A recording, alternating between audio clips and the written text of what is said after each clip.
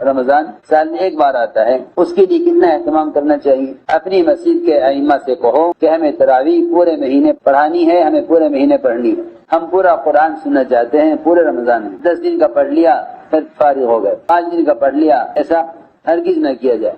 السلام علیکم دوستو، امید کرتا ہوں آپ سب خیریت سے ہوں گے۔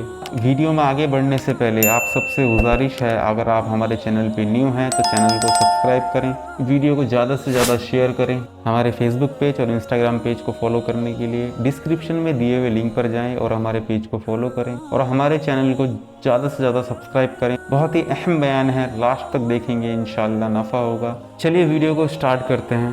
رمضان سال میں ایک بار آتا ہے، اس کے لیے کتنا اہتمام کرنا چاہیے؟ اس لیے رمضان کے استقبال حضور اکرم صلی اللہ علیہ وسلم شعبان کے روزوں سے کرتے تھے، سب سے زیادہ روزہ آپ شعبان میں رکھتے تھے۔ رمضان کے انتظار اور رمضان کے استقبال اور رمضان کے اہتمام میں۔ لیکن غفلت یہ ہے کہ ہم نے عبادات کو عادت بنا لیا ہے، رمضان آ کر گزر جاتا ہے، رمضان آ کر گزر جاتا ہے۔ اوہو، تاجر سمجھتے ہیں رمضان میں تجارت کا کام ہلکا رہے گا، اللہ اکبر، بجائے اس کے کہ خود یہ کہتا کہ رمضان بھی کوئی کمانے کا مہینہ ہے۔ یہ سوچتا ہے کہ لوگوں کے روزوں کی وجہ سے ہمارا تجارت میں نقصان ہو جائے گا۔ اسے میرے دوستو عزیزو، رمضان کے استقبال کرو اور اللہ سے اجر کی امید کرو اور تراویح کا اہتمام کرو، تراویح کا اہتمام کرو۔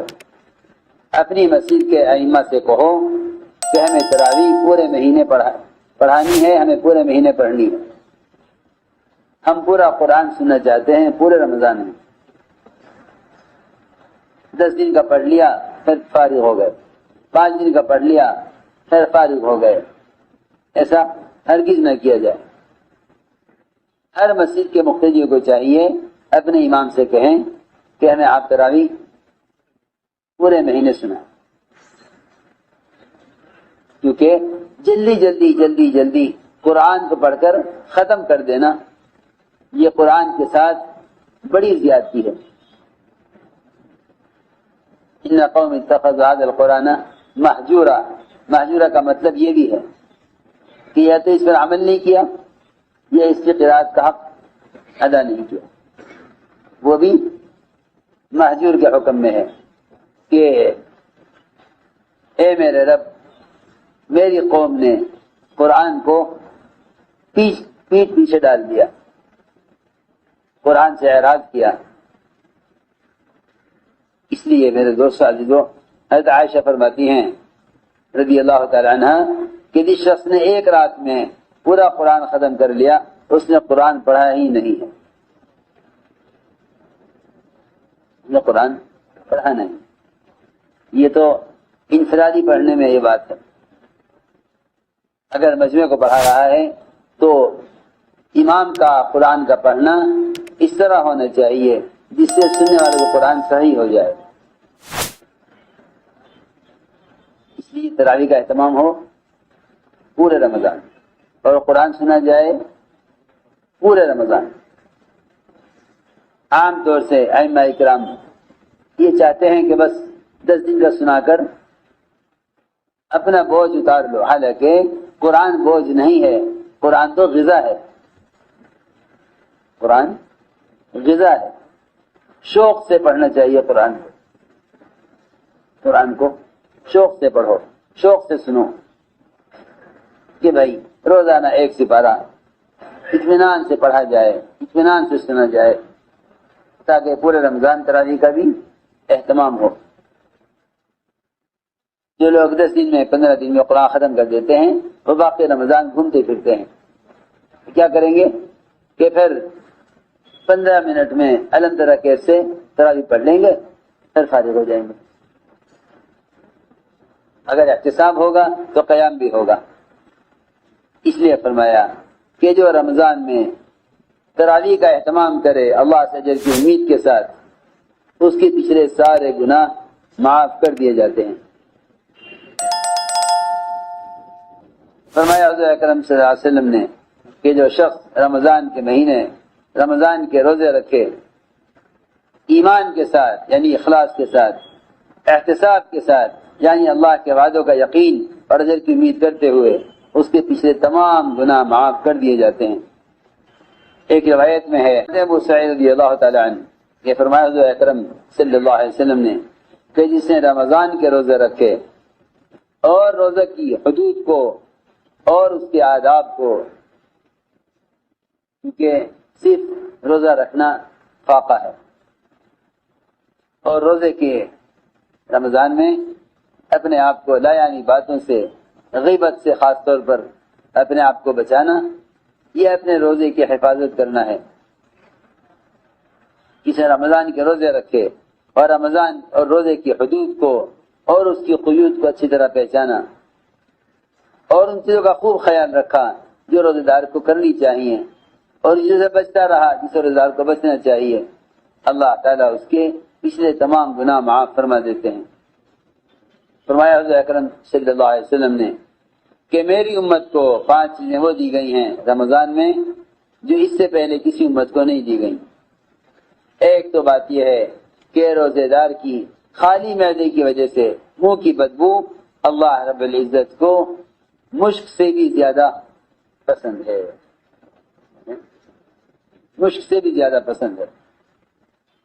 دوسری بات یہ ہے کہ تمام سمندر کی مچھلیاں وہ روزدار کے لیے استغفار کرتی رہتی ہیں یہاں تک کہ وہ روزہ افطار کرے، اور اللہ رب العزت ہر دن جنت کو سجاتے ہیں، ہر دن اللہ جنت کو سجاتے ہیں، اس لیے کہ قریب ہے کہ میرے روزہ دار بندے روزے تھکے ہوئے آئیں گے